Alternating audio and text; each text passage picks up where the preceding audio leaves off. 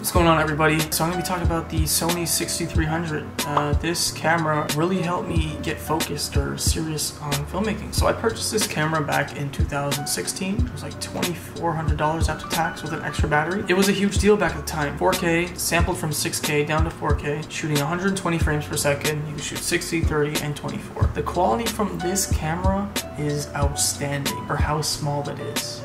This camera right here was legendary. It is a very capable camera, especially at the price point now. It's probably like less than $1,000. You can probably get it for like $500 or $600 right now, 800 bucks. But put it this way, this camera has the capability to do very high quality things. If you pair this camera with an amazing lens, like a super sharp lens, your quality, your production will look amazing. When I had this camera, I started with the kit lens. The kit lens was sick. It was actually an amazing lens. If you watch Brandon Lee, he's a travel filmmaker and he uses Sony specifically. He vouches for the versatility and the capabilities of the kit lens that this came with. At present moment, I think it's been discontinued. For me, I was using this camera with the Sigma 16 1.4, and when I went from the kit lens to this was a game changer. I don't know how they're doing it, man. The quality on this lens, this prime lens, is killer. This combo right here, the pictures are so sharp. Basically, if you shoot with this 6300, if you take a picture on this prime lens, probably any prime lens from the Sigma line, you're gonna have comparable results to a camera with higher megapixels. You can zoom in, you can see people's pores, you can see everything. Even if you're taking like landscape images, you can zoom in and you can see everything. It's amazing. It's amazing for editing photos. It's amazing for cropping. It's pretty remarkable to have that kind of picture quality this small. This is a Sigma lens on a Sony camera, but the autofocus is still outstanding. And apparently it's faster if you use a Sony lens on the Sony body. I don't even understand how much faster it can get, because this is freaking fast. Continuous autofocus, just point at your subject, it's gonna follow. Picture quality is fantastic. The autofocusing is fantastic. Usability, fantastic. Turns on 1 to 2 seconds later, you're already shooting video, photo, whatever. This was my main setup. This was my main camera. I took this everywhere I went. A lot of behind the scenes with this. A lot of music videos, landscape stuff. It's a tank. You could take this with you in hot locations, cold locations. You're good. I beat this thing up. You can't really notice. There's minor scuffing on the edges, and that's pretty much all that's happened. Everything still works perfectly. I really like this setup because it was really versatile. It's tiny. It's small, right? That's it. This is all you had. It was so lightweight. Only issue, there's a big learning curve. This isn't a camera where you're just gonna hop in, take pictures, and then understand it. To understand the science of light and color, taking it into post and editing, it's a lot, man. It really is. You got to study this stuff. There's a lot of trial and error that goes into it. If you want something more user-friendly, I suggest Canon. My first camera was a T5i, Canon T5i. That thing was easy. Turn it on, you take pictures, slight editing, everything looks fine. This is like a tool where you need to learn it and understand it and respect it to have optimal or fantastic results. This takes time, especially when it comes to color grading and stuff like that. Colors look great. It's just you have to get the colors right with Sony. It's tough to get them right. It took me years. If you do manage to get your colors right with this camera, you'll be surprised. Like it's a really good camera. My issues with this camera, besides the learning curve, the menu system, and just the dial. It's like everything here, it's just confusing to understand, and that's what makes the learning curve bigger. The screen. Oh my god, I forgot to mention the screen. The screen, this is gonna get you. This screen is going to get you. If you like to have a visible screen that's gonna give you like honest lighting of what you see, this is not it. This is not it. This is why I had so much trouble with this camera, because what you're shooting from the camera is not what you're seeing here. It does not look like this. The amount of times I have overexposed or underexposed just completely messed up the shot because I went on what I saw here and not the settings. Too many times. It just messed up too many shots. For example, if I'm shooting something and it looks just even exposed, like how I look right here. If I look on the screen, it looks fine, right? Like it just looks exposed. When I take that into post, it's gonna be overexposed like crazy. I don't know what happened. The screen on this camera, I don't know why it's so bad, especially if you shoot in 4K, because if you shoot in 4K, it dims the screen and you're even more screwed. But the screen system is so bad. It's terrible. If you're gonna do pictures, it's gonna take you time to develop a sense for it. If you're gonna do videos, like professional videos, you're gonna need to get a good monitor. So I rely on the monitor to see what I'm shooting, because then I can understand the colors and the exposure more accurately. you're not gonna get it with this. With this camera, I always underexpose because you never get an accurate reading on here. I always follow that rule, underexposing, because it's just a safer bet. If you underexpose, it's easier to bring in more detail and exposure back to your image, opposed to overexposing and just totally losing all that information and data from your image. So say you overexpose the sky, there's no way you're bringing that back. If it's just pure white, if my skin was just pure white, you can't underexpose that. You're not getting that image back. If it's underexposed, there's still a lot of information there, so you're able to bring the slider up just slightly, and that's better than overexposing where you have nothing at all. And I guess the last thing I would say is the battery. The batteries on these cameras, they're not very good. They're these little tiny things. This is gonna last you half an hour. If you have 2, you got 1 hour. If you do your research on anyone who uses the Sony line that uses these batteries, they probably have like 6 or 8 batteries. If they're professional, they probably have like 10. This camera is not gonna last you all day unless you shoot scarcely. If you're gonna shoot everything and record everything all day, this is not gonna be the camera system for you unless you have a lot of batteries. Another thing you can do to mitigate against that is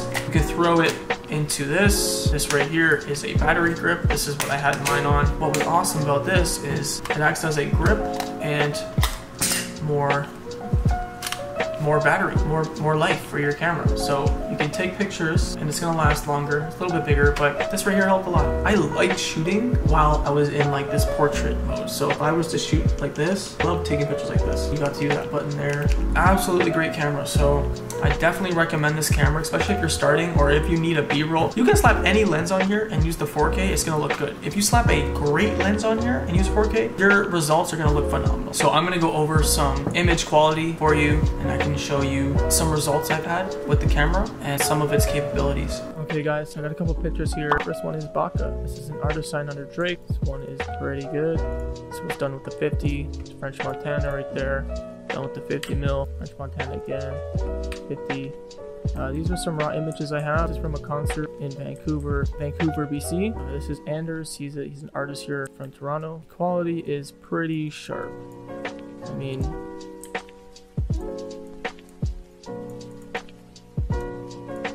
pretty good. So this is Anderson Pack. This isn't too bad. I was basically just standing there at the front, snapping pictures like frame after frame, just holding it, and it's pretty good. This one I have on my Instagram. What I did for this one to make it look cool, black and white that.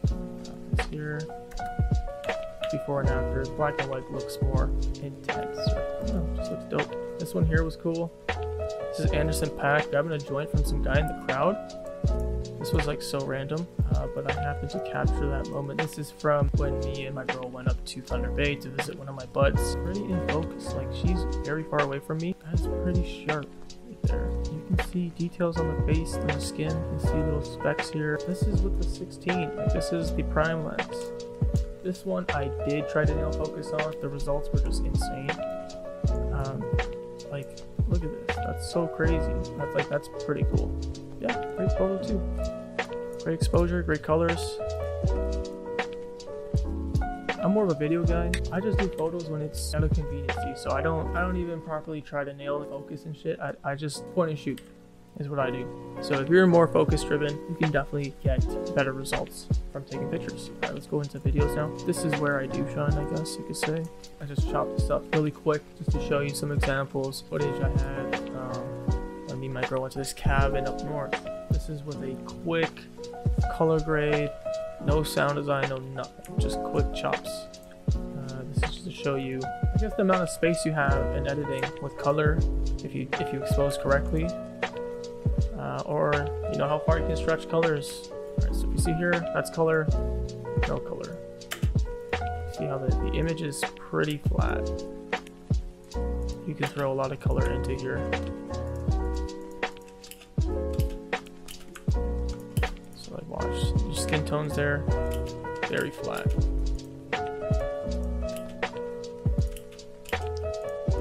This one, easy. See like minor colors and it looks good. Here for this clip, this one looks like flat. So you have a color, it's pretty good. And these are fast color grades, like I'm just slapping something on there quickly. This guy here is Michael B. Jordan's personal trainer. He got him ready for the movie Creed. I shot a video with this guy. He was here in Toronto working out. See, this is it raw. That's with color. huge difference, lots of space, lots of options within the color space. For example, I could push that all the way down, I could push that all the way up, and it grades pretty smoothly. As you can see there, you have a lot of space within the profiles that the Sony A6300 gives you. These don't do it justice, but I just want to show you something, just to give you some context to what I was talking about. If you want more of a breakdown into the image quality that it can produce for you, there's already YouTube channels out there, so go check those out. So right now in 2020, I know this camera is still popular because I'll post videos of quality reviews on this camera and people still watch it. They're still looking for options out there. And I totally get it. I remember being an upcoming filmmaker, you're always taking in your options. You're always seeing what camera systems are out there and what's gonna be best for you. And I would say the 6300 is definitely a great option. But right now, do take in mind there's a 6400, 6500, and those are like the exact same cameras, but with in-body stabilization, and I would totally opt for those ones instead. For what I was doing, it would have helped me so much. This is a workhorse. This is a camera that can do it all. Great picture quality, great video quality. If you're looking for an all-around camera, A6300, the A6400, the A6500 is definitely a great option you should consider, especially in